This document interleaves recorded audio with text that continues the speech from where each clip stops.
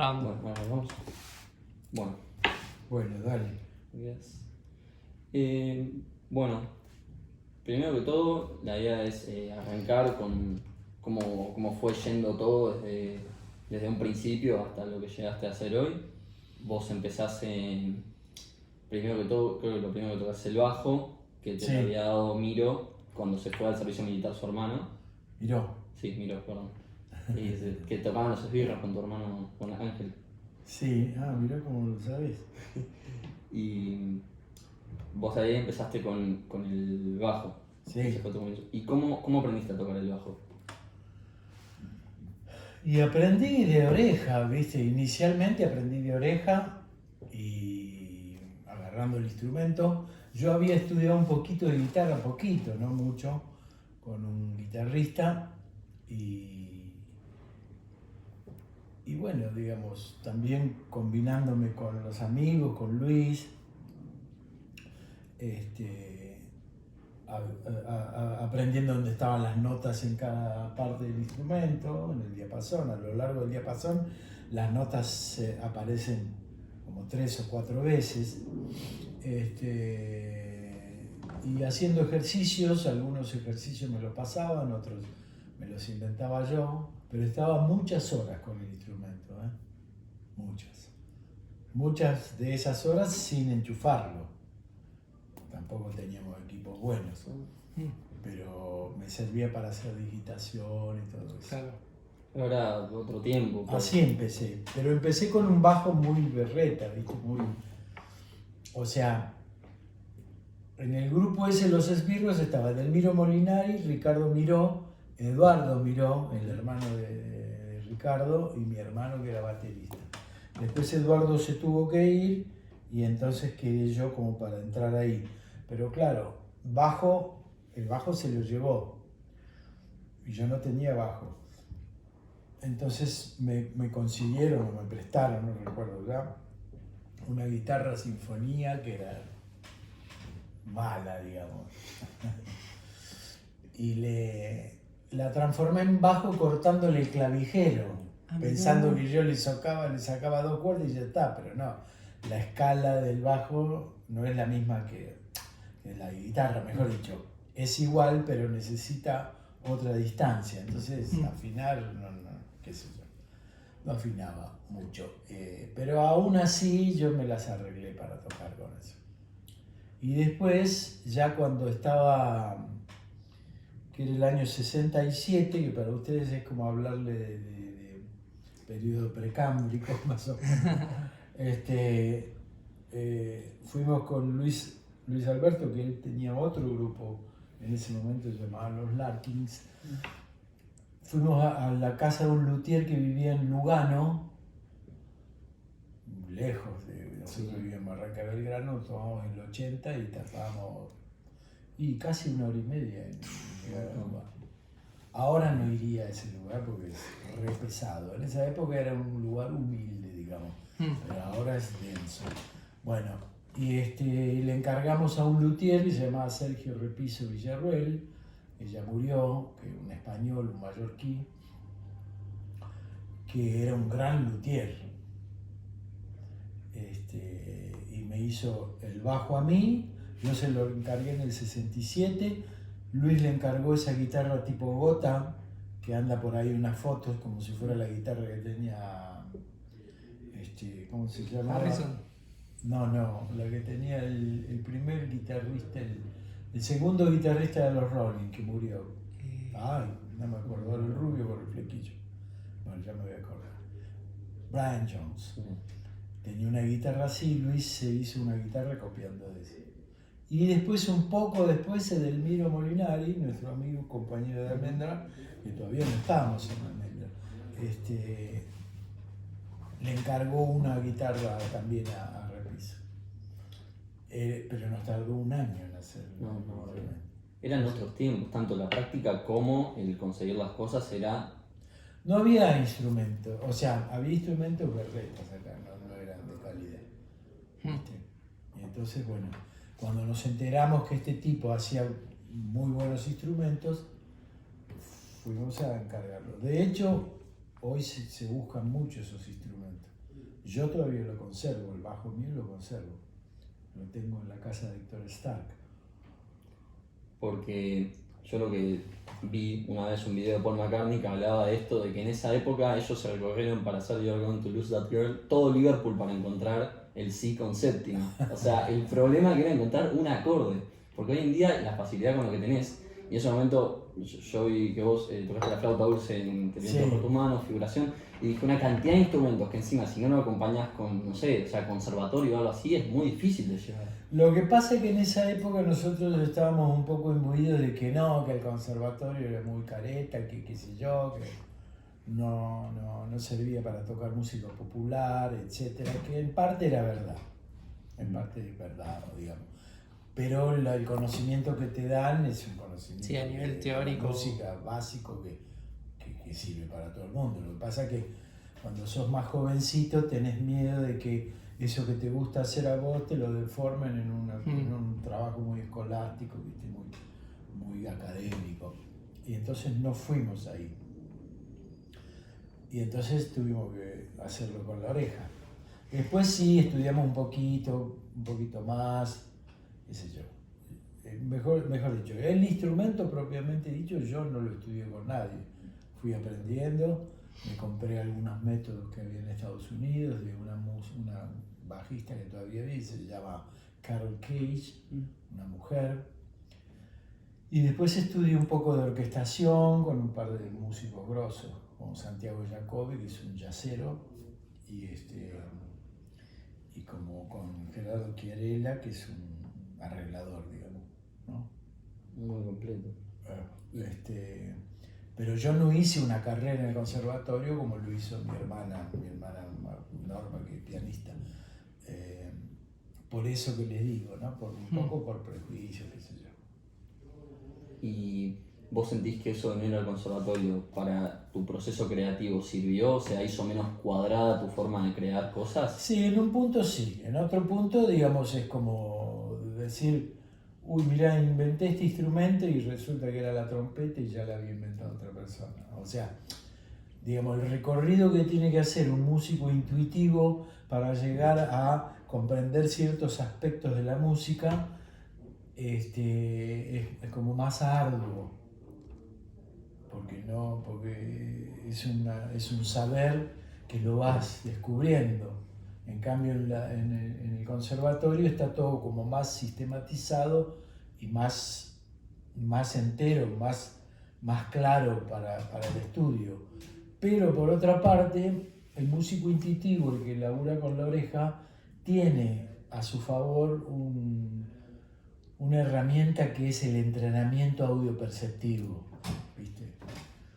Que yo sé, no todos, pero hay muchos músicos de formación académica que no pueden tocar si no tienen una partitura delante, o que no pueden sacar una canción de oreja, ¿viste? Y son músicos con gran formación.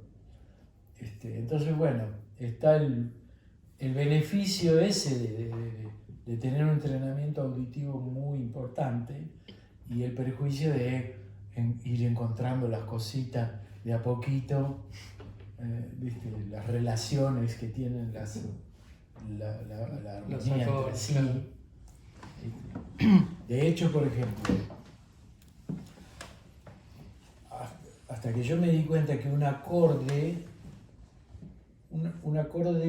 puede llamarse de diferentes maneras de acuerdo al ámbito, al ambiente de tonalidad en la cual está trabajando. ¿Viste? ¿Ustedes tocan algún instrumento? Sí, yo toco la guitarra y la batería. Ah, bueno. Sí, depende de dónde esté el bajo, puede alterar la percepción.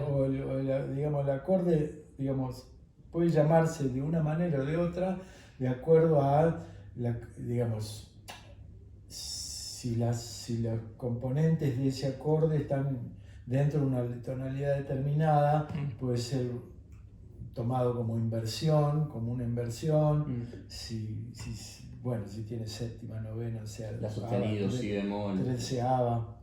Claro, bueno, esas son dos denominaciones de acuerdo a cómo está escrita la parte, pero me refería más a cómo El a su contexto. función tonal. Claro, ¿Viste? sí, sí.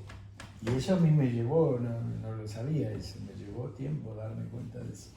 Entonces lo iba relacionando con la oreja, qué sé yo. Fui encontrando conceptos teóricos que después los ves en un libro. Igual algunas cosas sí estudié, como te dije, estudié con el libro de Schoenberg,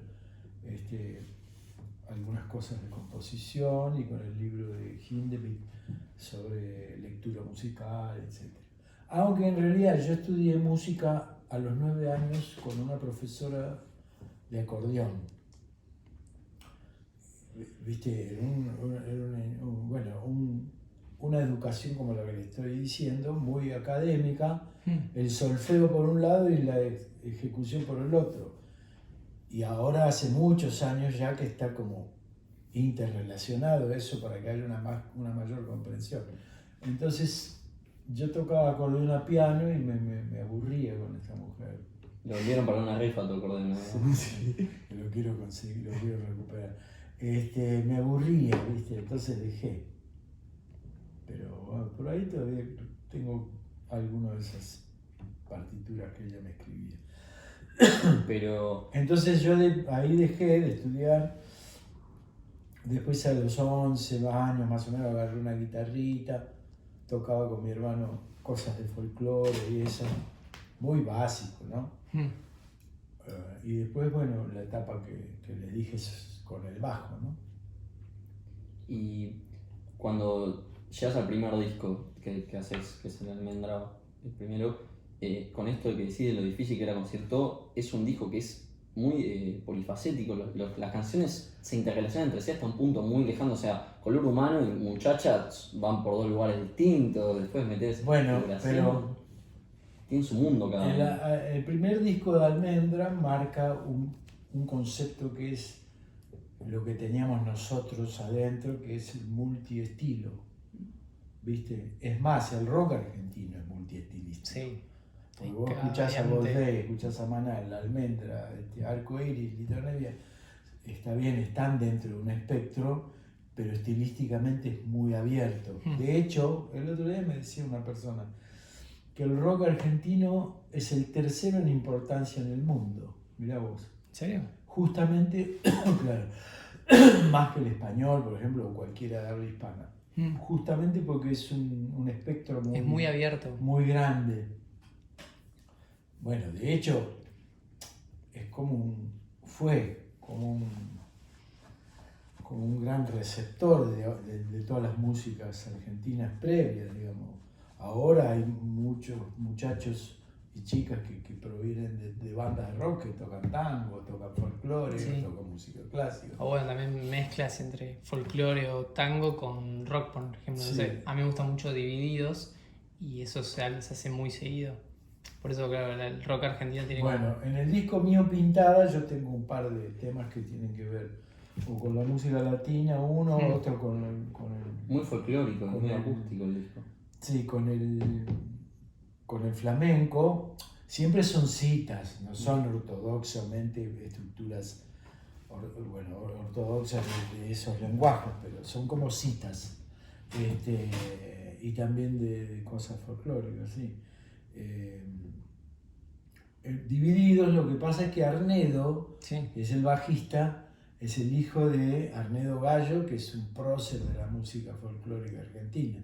Mira, no sabía Un eso. compositor, bueno, ya no vive, ¿no? Es un hombre grande, ¿no? Sí, sí. Arnedo El es- papá de él era, bueno, por eso ellos conocen y hacen esa Claro. cosa. Papá de él era, Mira. qué sé yo, ¿viste? No te diría como Atahualpa, pero más o menos. Pero pegando en el palo. Sí. Un grosso del folclore argentino. Y bueno, nosotros con Almendra, digamos, lo que pasa es que nosotros escuchamos música clásica, folclore, a Piazzolla, mucho jazz, ¿viste? Entonces, cuando fuimos a hacer los temas, si bien tienen una ¿cómo te podría decir? Un encuadre formal que tiene que ver con la música de los Beatles, ¿viste? Que no es eso, pero pero está dentro de ese lenguaje, se cuelan un montón de Sí, cosas. las influencias ¿Viste? del jazz, no sé, a estos hombres tristes, el 5/4, esas variaciones que no son típicas del rock tradicional, Claro. que no sé, ves en la misma época más adelante, ves, no sé, un Papo que te hace un blues, por ejemplo. Claro. Por eso está muy bueno eso de las variantes. Sí. Y después pasan Almendra 2 con ya un poco de disturbios en la banda y cambian el sonido también. Sí. ¿no? Bueno, eso fue quizás porque nosotros estábamos en un barrio, ¿viste? Y después cuando accedemos más al centro, empezamos a conocer a otros músicos como Manal y eso, que eran más rock and rolleros, más eléctricos y qué sé yo. Y en el resto del mundo empiezan a aparecer otras bandas más metaleras, digamos, si se puede llamar. Entonces un poco tomamos algunos de esos elementos, ¿no? Pero igual esa lírica media está presente también en el segundo disco. Lo que pasa es que el tratamiento de los temas es diferente.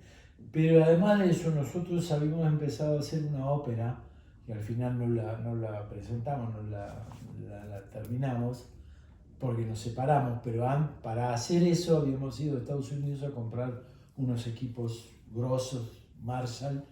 En realidad fue una pavada ir a Estados Unidos porque Marshall es inglés, o sea que le pagamos tipo... Pero viste, son esas cosas del subdesarrollo que crees que todo lo importado vale lo mismo en cualquier lugar del mundo. Viste, sí, compramos unos Marshall que son equipos ingleses, tendríamos que haber ido a Inglaterra. Y entonces esos equipos nos dieron un sonido mucho más agresivo, digamos, más distortion y eso. Sí.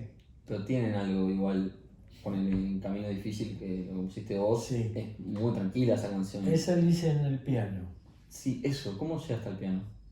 Y porque estaba el piano en mi casa, en la casa de mi vieja, en la primera época de Almendra yo todavía vivía en la casa de mis viejos, que se habían separado, pero estaba el piano de mi hermana, donde mi hermana estudiaba. Y varios temas hice ahí. También hice el tema Milagro del Pueblo, de Aquelarre, varios temas. Yo no soy pianista, toco el piano así como elementalmente, un poquito, los acordes, qué sé yo, pero me sirvió para hacer algunos temas, sí. Me encanta el piano, me encanta. Me encantaría, bueno, de hecho estoy por comprarme un piano ahora. Tuve un piano eléctrico, pero después lo vendí. Y ahora me estoy por comprar un piano acústico, pero no para salir a tocar, sino para tenerlo en casa. Sí, es hermoso. Un piano precioso que suena divino. Y bueno, hablando del piano, el piano lo que tiene es que tenés como la armonía muy clara y presente ahí, ¿no? En cambio, la guitarra esto se forma por inversiones tonales, ¿no? Claro. ¿Vos tocabas la guitarra, me dijiste? No, yo toco la guitarra. Ah, vos tocás Sí, la guitarra. sí, pasa mucho eso. En el piano es como más... Tienes un nivel en la cabeza y lo llevas mucho más rápido y fácil. Vale. Y después vos, de sacar Almendra 2, sacás el primero de Aquelarre, que es Aquelarre. Claro. ¿El dibujo lo hiciste vos, el de la Sí. tapa? Está buenísimo Sí. ese dibujo. Es que lo que pasa es que yo dibujo desde antes de tocar música. Hacían la revista con Luis. Incluso antes, cuando yo te digo que estudiaba a los 9 años acordeón a piano, antes yo ya dibujaba, a los 5 años empecé a dibujar. De hecho, mis viejos pensaban que yo iba a tirar para ese lado y de hecho, digamos, cuando yo tenía 16 años, mi viejo me inscribió en un instituto donde yo estudié ilustración, donde uno de los profesores, dueños del lugar, era Alberto Breccia, que era, mejor dicho, a esta altura hay varios que se fueron, ¿no? Un ilustrador e historietista grosísimo, famoso en todo el mundo, ¿viste? Que hizo una versión del Eternauta, hizo unos personajes de historieta tremendos. Y yo estudié ilustración ahí, salía del colegio secundario, salía a las 6, creo que era a las 6, y me iba a Florida y Viamonte, cerca donde yo vivo ahora. Ahí estudiaba ahí hasta las, no sé, serían 10 de la noche, 11 de las 10 y pico, mirá vos. Y era pibito, tenía 16. Ahora yo no sé, está bien, esto es el centro.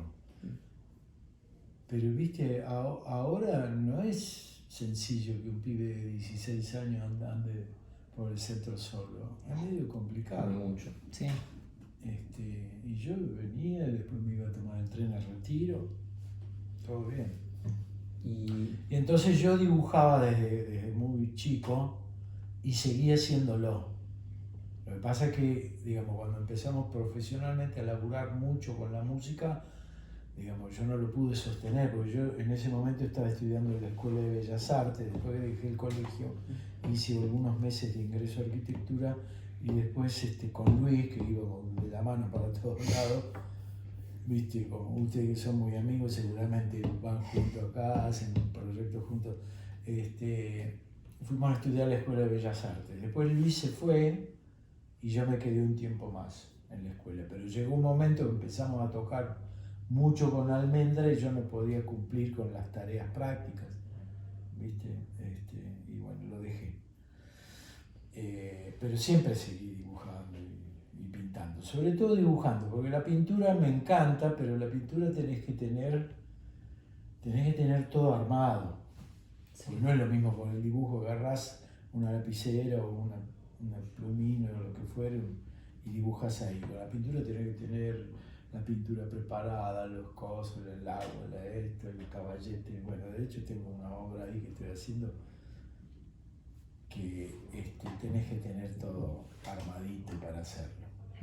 Bueno, pero con la música es lo mismo. Si vos tenés todos los instrumentos adentro de los estuches, ¿viste? Claro. Tenés que tener el instrumento ahí. Y con esto que nombraba de la pintura, el arte plástico, yo, si no me mal, en Candiles vos tenés una foto que creo que es un recorte de un cuadro de Goya. ¿Esa es la portada? Claro, esa es la... Bueno, esa obra se llama El Aquelarre. Tiene dos de Goya del Aquelarre, esa y otro Aquelarre más. Bueno, la que yo conozco es la más grande, que tiene, yo te diría que tiene como, no sé, como 7 metros de largo, entre 5 y 7 metros, porque la vimos en el Museo del Prado, entre 5 y 7 metros de largo por un poco más alto que esta obra que vemos acá, que esto debe tener 1,20 más o menos. Sí, una cosa impresionante. Sí, empleé esa fotografía para la cosa. Después, en el disco 3 de Brumas, ahí hice unas ilustraciones interviniendo la fotografía nuestra y eso. Y en el último, que se llama Siesta, ahí sí es toda una ilustración mía, pero tiene incorporada una fotografía que sacamos en Escobar, que si ves con detalle se ve el grupo chiquitito, una foto de blanco y negro al final. Así que el tema de la plástica siempre estuvo muy presente, ¿no? ¿Y tenés un proceso creativo determinado para el dibujo? O sea, ¿te sentabas y decías yo quiero hacer esto o era lo que salía en el momento? ¿Era permitirte errar? En general era automatismo, en general. A veces sí una idea previa, pero en general era automatismo. Porque eso quizás me viene de cuando yo estudiaba ilustración, que teníamos un profesor que nos hacía dibujar sin levantar la mano, ¿viste? No podíamos levantar la mano. Y fue un entrenamiento de la puta madre, porque ahí tenés un control de la línea, ¿viste? Y vas recorriendo el tablero o el papel y van surgiendo imágenes y eso. Pero sí, a veces sí tenía una idea clara. Cuando hacía algunas comunicaciones de Aquelarre, sí, claro, tenía que hacer como un afichito o alguna cosa así, o una imagen determinada, y la pensaba un poquito para que entrara dentro de la estructura del flyer que queríamos hacer, ¿no? Y con Aquelarre, cuando se juntaron entre los cuatro, ¿cuál fue el concepto? O sea, porque en Almendra, según lo que entiendo, la idea era el amor por los Beatles, el amor por los distintos géneros y juntar todo eso. ¿Cuál era la idea en Aquelarre? ¿Había algo que buscaban? ¿Había una búsqueda en común de algo?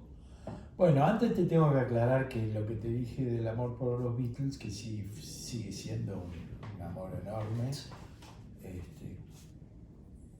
Eso, al contrario de lo que podría haber parecido o pudiera haber sido un corset, para nosotros fue una inspiración. ¿Entendés? O sea, nuestra admiración era y sigue siendo enorme. Sin embargo, nosotros no quisimos copiar eso, sino tener un propio lenguaje como el que planteaban ellos. Sí, hay cositas, elementos, citas. Como tomarlos de influencia. Por supuesto, pero no copiar lo que ellos hacían. Y eso fue para nosotros un estímulo gigantesco, ¿viste? Después con Aquelarre, digamos, al incorporar a Hugo y Héctor, que eran más bluseros y rockeros, digamos, todo lo que nosotros traíamos de Almendra con Rodolfo García, se cocinó en una olla donde había sonidos más eléctricos, más fuertes. Pero también tiene que ver con la personalidad de cada músico. Héctor Stark es y era un músico muy enérgico, ¿viste? Con mucha sangre y un gran sonido en la guitarra. Todo el sonido que escuchás de él en la guitarra está hecho sin distorsionador, sin pedales. Sin nada. O sea, usaba guagua o algún procesador, pero esa distorsión que él usa era de los dedos. Es del ampli. Del ampli con la guitarra y los dedos, ¿viste? Son quilombos. Cruzando, él usa mucho la púa cruzada. O sea, sí. Y para cuando hace el solo, hace que la púa muerda la cuerda, entonces la cuerda hace... sí, el pinch. Sí. Y además un gran manejo de las posibilidades de la viola, ¿no? Y Hugo, digamos, era un músico que venía muy amante del blues y del jazz, ¿viste? Entonces tocaba el órgano y tocaba un instrumento que se llama clavinet, que ese instrumento nos dio un sonido muy particular a Aquelarre, ¿viste? Que es el instrumento que usa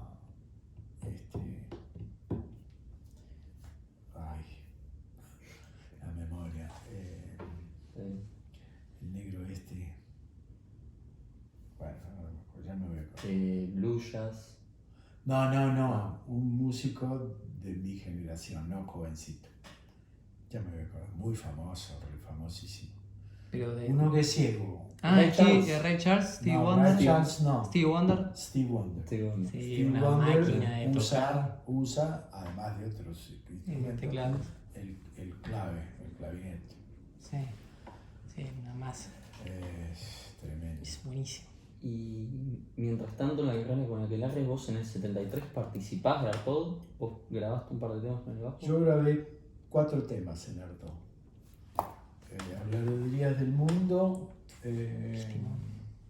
Cementerio Club, 4 temas, no recuerdo todos, pero lo grabé con el bajo repiso del que les hablaba hace un rato, que fue el primer bajo que tuve en Almendra, porque Luis me pidió, cuando íbamos a grabar, que nos invitó a grabar ese disco, me dice, traete el bajo repiso, que quiero que toques con ese instrumento.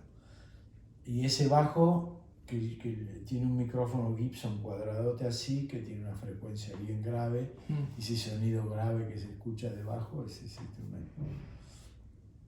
Pero nosotros ya estábamos con Aquelarre cuando Luis nos Sí, fue al mismo tiempo.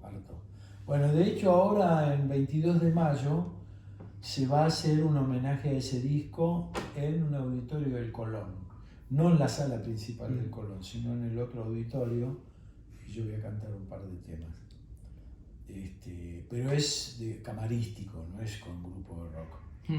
¿Viste? Los arreglos los hace Adrián Yáñez, y es camarístico, ¿no? Con cuerdas y... Claro, tipo un sinfónico podríamos decir. Sí, no llega a ser orquesta sinfónica, porque la orquesta sinfónica tiene 60, 70 músicos. No. Esto es más camarístico, serán 8, 10, qué sé yo. Y el proceso de grabar con alguien, como lo hiciste con Luis, que fue en Almendra y solista, ¿cambia o es la misma forma de trabajar? Y fue casi la misma forma de trabajar. Digamos, A ver, en Almendra, digamos, los temas que traíamos, incluso los que traía Luis, que era el principal compositor, entraban en una cinta de producción, ¿cómo te podría decir? Entraban en un lugar en el que cada uno hacía su proceso para aportarle cosas, y algunas cosas se variaban, algunas cosas se cambiaban, otras cosas estaban ya presentes en la composición. O sea que era un grupo que trabajaba entre todos. En Pescado él llevaba un poco más, decía un poco más lo que había que hacer. Pero en el caso nuestro, que nos invitó, él, digamos, volvió a abrir el juego para trabajar como trabajábamos con Almendra. Entonces, si bien, digamos, hay obligados, como se llaman, que son los riffs o las estructuras que están pertenecientes a la composición, como el ese bueno, eso ya estaba, por supuesto. Lo que hago yo con el bajo, o lo que hace Rodolfo con la batería, sobre todo en este tema que estamos hablando, donde aparece como una tan, que le da una cosa latina, eso proviene de Rodolfo y yo, porque, digamos, nos gustaba mucho la música latina y le metimos eso ahí. ¿No? De paso que me acordé, hay una pregunta que me surgió. Yo estaba leyendo los créditos de Almendra y a mí el tema de los que más me gustan de ustedes es a estos hombres tristes. Y te pone a vos como espíritu del grupo. ¿Cómo definís eso? Te pone a vos. ¿Quién dijo eso? En el crédito del disco dice espíritu del grupo de Emilio de Borges. ¿Ah, sí? No, ¿dónde? No lo leí. ¿Viste la cartita que dice el nombre de la sopapa? Sí, ahí dice Emilio de Borges. Bueno, no recuerdo por qué lo puso, pero ese tema un poco resume esta idea que hablábamos antes, que hay como varios estilos dentro del tema, esos cambios de ritmo. Sí, eso es buenísimo. Y bueno, sí. Y yo siempre, cuando hacía cosas con el bajo, tendía a incorporar ese tipo de cosas, ¿no?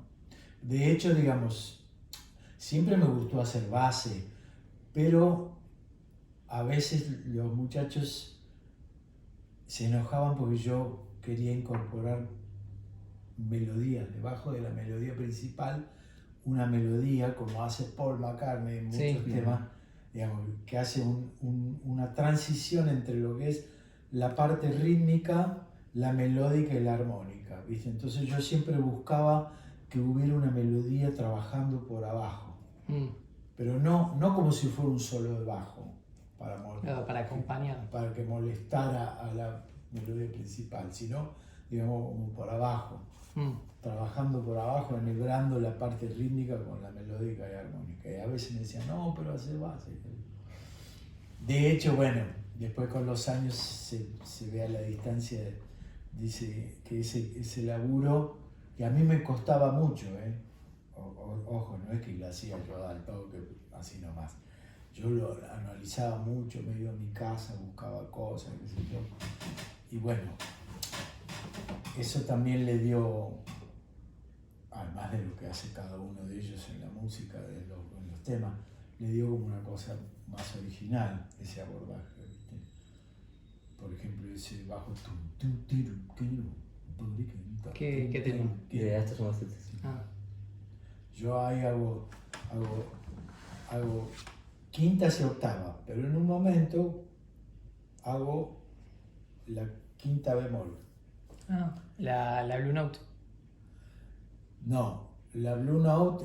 Sí. A ver. No sé. Ahí hago, ya te digo, la fundamental, quinta, octava, y cuando vuelvo hago la quinta bemol. O sea, ¿viste cuando en la pentatónica haces tun, tun, tun, tun, tun? La del medio, esa se le dice el cromatismo ese. Sí. Ese. También se le dice a la séptima. Claro. Y te iba a preguntar, en cuanto a la composición, la improvisación, ¿cómo te llevas con eso? Con el hecho de improvisar. ¿Algún tema surgió de algún ensayo improvisando o es como ya llevaban la idea? En general se llevaba la idea, pero lo que pasa es que a veces las ideas surgían desapadas. Claro, en la sala. Sí, Mm, pero no en ese momento, bueno, hagamos un tema con esto, sino que eso quedaba en la cabeza de alguno de nosotros, o de Luis, Sí. y después él venía con una idea que había partido un poco de ahí. de la ¿Por qué? Porque nosotros lo que hacíamos, eso sí fue un entrenamiento muy importante. Lo hacíamos con Aquelarre, pero más lo hacíamos con Almendra, que era improvisar sin armonía, sin nada. Empezamos a tocar sin ninguna pauta de nada, de nada. Y a veces salían cosas horripilantes, o en volante, digamos, no horripilante, y otras cosas, a veces salían cosas bárbaras. Mm, Pero lo que hizo es que nosotros, eso nos dio un conocimiento de los recursos como banda, no solo de individualmente,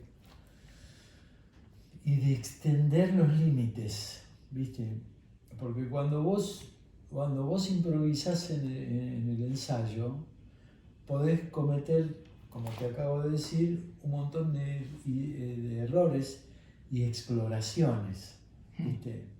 Entonces eso nos dio a nosotros no solo conocimiento armónico, sino más que todo de la dinámica de cómo el grupo funcionaba para encontrar un sonido. ¿Viste? Yo me unía mucho a Rodolfo. Yo como bajista, el bombo de Rodolfo lo tenía grabado en el cerebro. Entonces me fijaba muchísimo en eso. Más allá de estar buscando melodías, como les dije hace un ratito, esa cosa compacta que tenemos de base proviene de ahí. De muchas horas de improvisar y tocar, qué sé yo. Y ese sonido así medio volado proviene de ese tipo de improvisaciones. Te digo, era como un free rock, ¿no? O free jazz, aunque nosotros no éramos músicos de jazz, pero nos gustaba muchísimo el jazz, pero era como free, ¿viste? ¿Pero había alguna pauta o...? No había nada, ninguna o pauta. sea, A veces nos encontrábamos en una cosa, entonces eso, digamos, uno tira un acorde, eso te obliga a escuchar más al otro, a ver por dónde va. No era que dijéramos, vamos a tocar un rock and roll, la, re, mi, o sea, marcaba el tempo y salga lo que salga. Sí, o Mira. empezaba Rodolfo a hacer cosas, o empezaba Luis a hacer arpegios, qué sé yo. Y era loquísimo eso. Sí. Era loquísimo, era como muy delirante, pero nos dio una sonoridad, una comprensión de qué sonido tenía el grupo, qué tipo de dinámica, ¿no? Bueno. Y también en el 79 vos formás la Eléctrica Rioplatense, ¿verdad? Sí, eso cuando volvimos de España con Aquelarre. Después de que con Aquelarre estuvimos, bueno, casi 3 años en España, desde el 75 hasta el 78, y estuvimos 7 años tocando en total. Y después cuando vinimos que resolvimos separarnos porque bueno, cada uno ya tenía como otras cosas en la cabeza, quizás ya eran unos cuantos años, aunque ahora las bandas duran 15, 20, 25 años. Héctor y Rod tenían como una idea de tocar más jazz rock, y yo tenía una idea más, si bien me encantaba el jazz rock, tenía una idea más parecida a lo que suena en Pintada, aunque en Pintada también hay elementos de Aquelarre, obviamente, pues yo compuse, qué sé yo, no sé, como el 75% de los temas, pero yo componía para esa agrupación, para ese sonido y donde yo sabía que iba a funcionar mejor la agrupación. De hecho, el tema, por ejemplo, que comenté antes, Milagro de Pueblo, es como una muestra de lo que Aquelarre podía tocar, ¿no? cuando hice pintada, si bien hay algunos elementos de eso, hay incorporado cosas que yo recuperé de cuando era más chico, que esos elementos folclóricos y todo eso. Entonces yo lo empecé a tocar con la eléctrica rioplatense, con algunos otros temas, más los que están en pintada, algunos otros temas que después los descarté, porque yo quería experimentar un lenguaje diferente, ¿no? Y bueno, en el camino quedaron algunos temas que no me terminaban de cerrar. Después de eso, que yo toqué con eléctrica en varios lugares. Entre ellos en un recital, en un concierto muy grosso que se hizo en el Luna Park, que se llamó Bue, como los que se hicieron estos últimos años, donde en ese concierto, ese creo que fue el concierto más importante que toqué con la eléctrica, que estaba el Weather Report, tocó Stanley Clarke, John McLaughlin, Luis Alberto Spinetta, David Lebón, yo, una cantante que se llamaba Baby Consuelo, que era brasilera, y otro brasilero más que no recuerdo cuál era. 3 días lo organizaba Greenback. Y después ya vino enseguida, no, eso fue con eléctrica. Un poquito antes, o por ahí, vino la idea de, ahora estoy confundido a ver si no fue antes o después, pero digamos en el 79-80 surgió la idea de volver a tocar con Almendra. Entonces yo hice un stand-by con eso y nos pusimos a ensayar los conciertos de Almendra, que fueron en diciembre del 79. Después salimos en gira todo el 80, o digamos hasta como abril, mayo del 80. Y después volvimos a repetir eso en el 80, pero ahí ya, cuando el productor nos dijo que repitamos toda la movida, le dijimos no, pero no vamos a volver a tocar de nuevo los temas esos sin tener temas nuevos. Si bien en el primer concierto del que estoy hablando tuvimos temas nuevos, uno de ellos es Cambiándome el Futuro y otro es, creo que era Jaguaredí, lo de Luis. Bueno, resolvimos grabar un disco en Los Ángeles, porque Emilio estaba viviendo ahí, y grabamos un disco, ensayamos ahí, lo grabamos y después vinimos a hacer el concierto acá. Y ahí volvimos a salir de gira en el 81. O sea, tocamos nuevamente diciembre del 80 en obra y volvimos a salir de gira en el año 81. ¿Grabaron el disco en Hollywood en 20 días más o menos el Valle Interior? Y más o menos, sí. Estuvimos, a ver, en esos detalles no soy bueno yo, pero creo que tuvimos aproximadamente un mes o un poquito más de un mes. Ensayamos los temas y grabamos en ese estudio. Sí, en Los Ángeles grabamos. Y después vinimos para acá, seguimos ensayando, no solo esos temas, sino los temas tradicionales de Almendra, y armamos el repertorio para tocar. ¿Y cambió algo en esa Almendra comparado con el Almendra del 70? Y sí, bueno, éramos músicos más experimentados, era otro sonido. Luis había evolucionado más como guitarrista solista, si bien siempre fue un gran guitarrista rítmico, uno de los mejores que yo conocí. Entonces él ya quería hacer solos, entonces los shows en vivo era una goma, ¿viste? Hacía el show, el solo de Elmira, hacía el solo de él, los temas eran unos chicles. Sí, se estiraba mucho. Yo no estaba muy de acuerdo con eso, pero bueno, me lo bancaba porque bueno, ellos disfrutaban haciéndolo.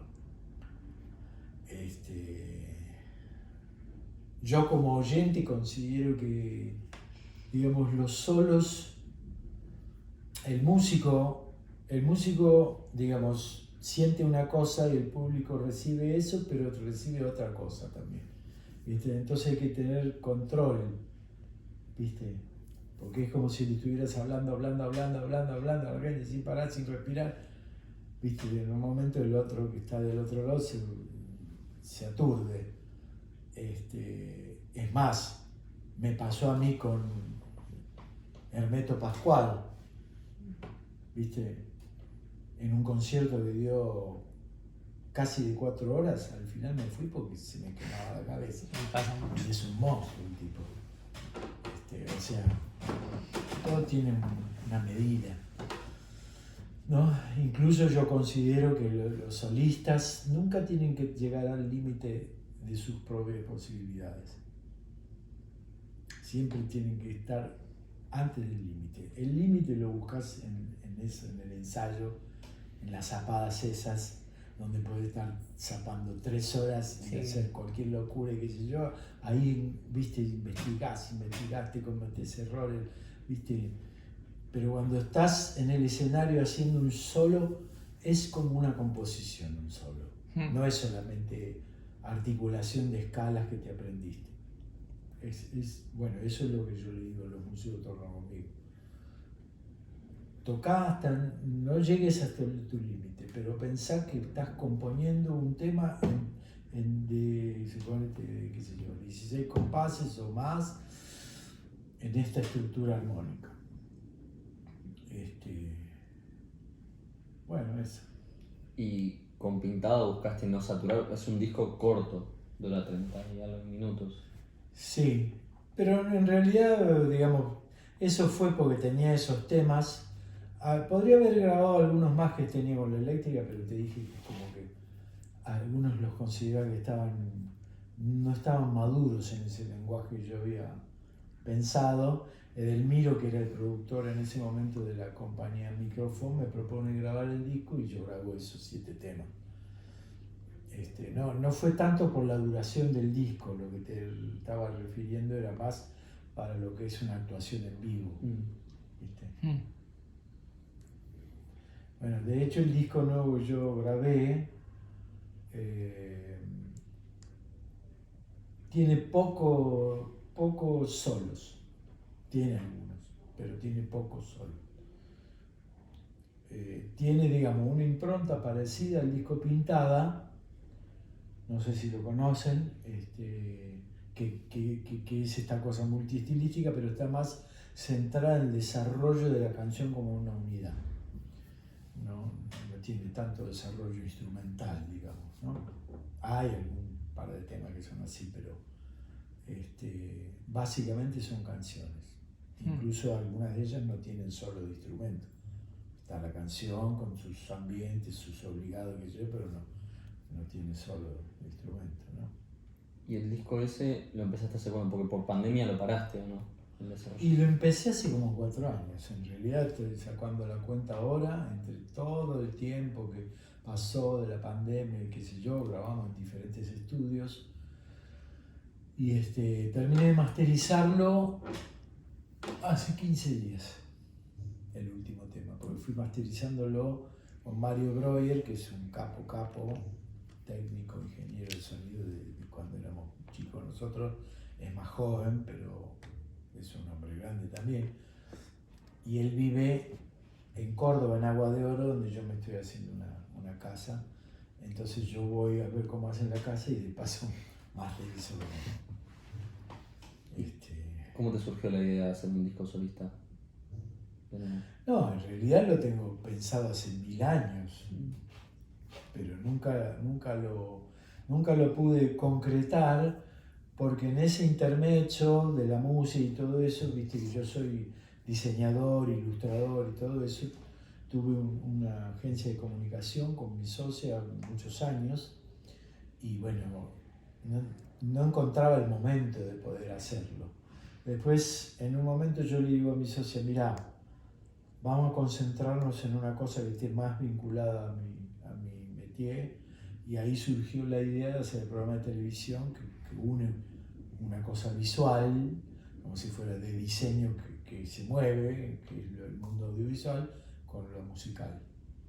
Y ahí ya cuando terminamos de hacer esos 3 ciclos, le dije, vamos a parar porque yo voy a hacer el disco mío.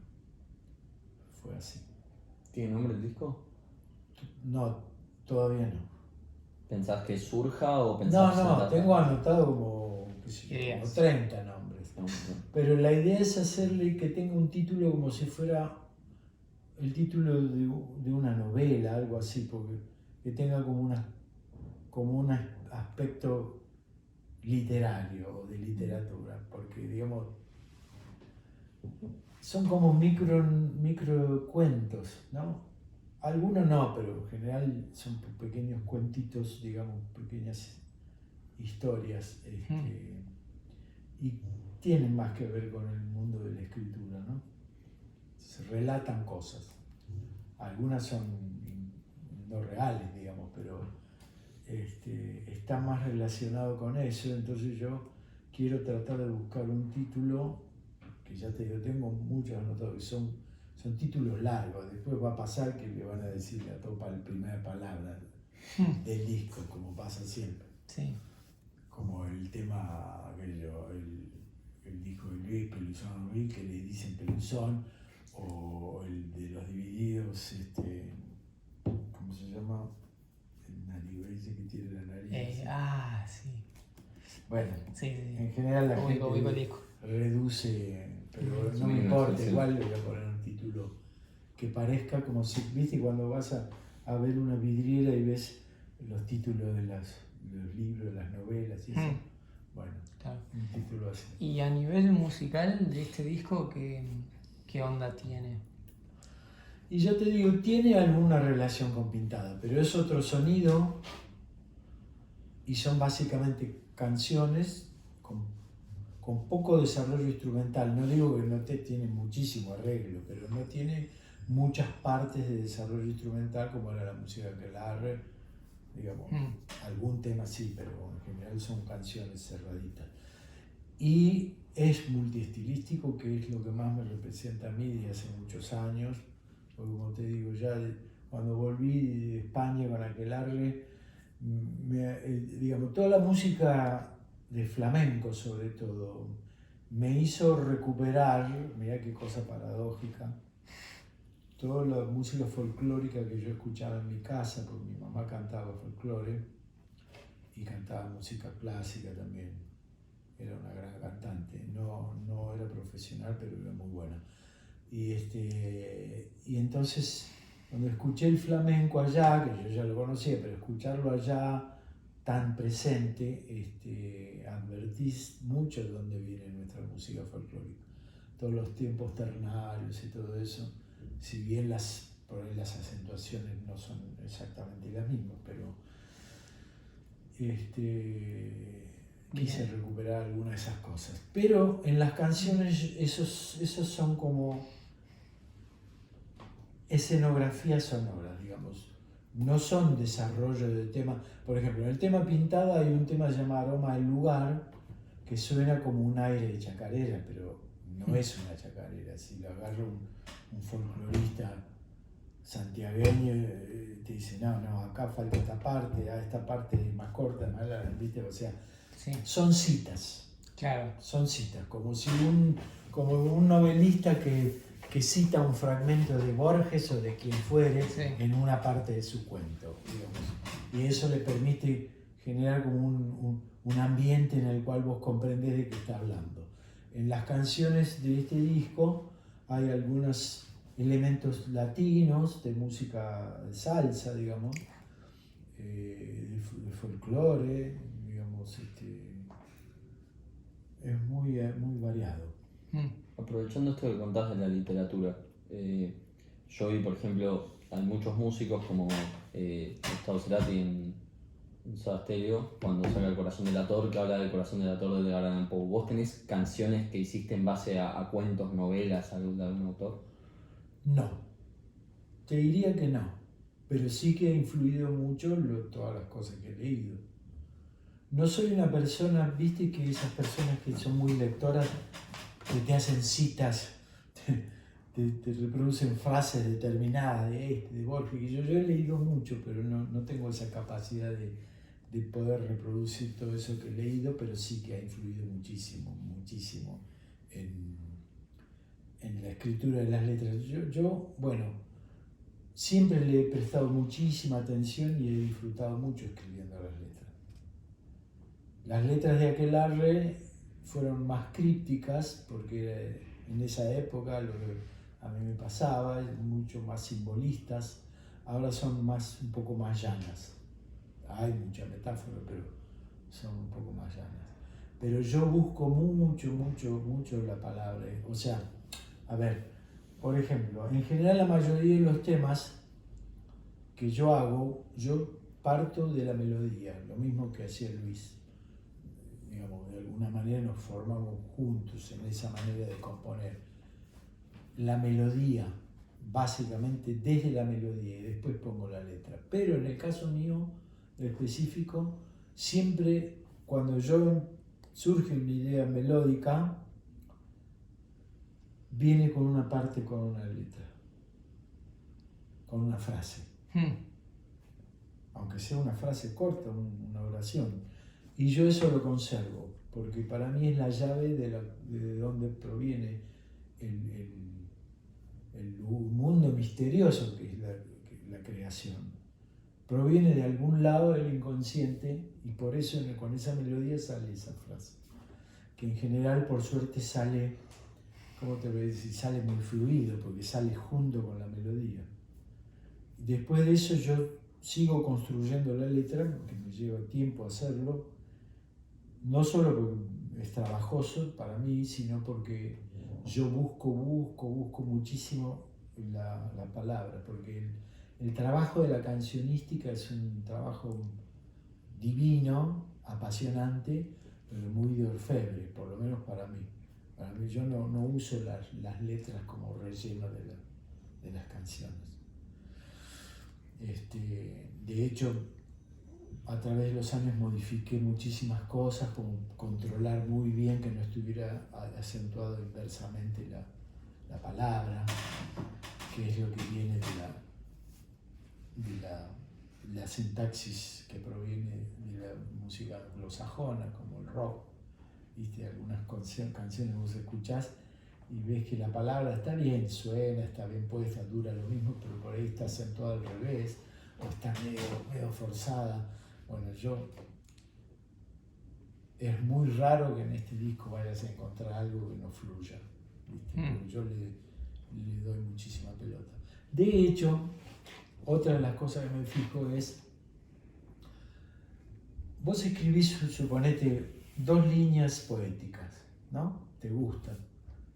Después la montás sobre la melodía que vos construiste, y a veces una palabra que es hermosa, ¿viste? Leyéndola o escrita, en la construcción de esa sinusoide que es el montaje de la palabra sobre la línea melódica, a veces se oscurece, se opaca la palabra. En el oído no suena como tiene que sonar. Entonces yo busco otra, y hay otras palabras que es al contrario, cosas que parecen conexiones que no son muy importantes en la estructura de la melodía, se iluminan, ¿viste? Bueno, es un laburo que yo hace muchos años lo hago y cada vez lo laburo más, digamos. Me gusta mucho hacerlo así, ¿no? Digamos, no. En general, digamos, yo disfruto mucho el hacer, porque la obra no es solamente lo que vos escuchás en el disco, en el soporte fonográfico. La obra es todo lo anterior, que la gente, bueno, no la conoce, pero para mí es un disfrute todo ese tiempo de buscar la palabra y cambiar alguna cosa o cambiar algún acorde. Todo ese trabajo es divino, ¿viste?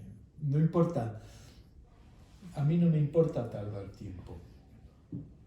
Para la gente, para el afuera, ¿cuánto tardó? Tardó 20 años, qué sé yo. Pero como yo no estoy ya tan pensando en la industria, que este año tengo que sacar este año, sino, digamos, en la creación, A veces se me va la mano, ¿no? Con el tiempo, pero yo disfruto mucho en el hacer, ¿viste? Una cosa orfebre que está ping, ping con el cincel, eso es precioso. Es precioso, a mí yo lo disfruto muchísimo, ¿no?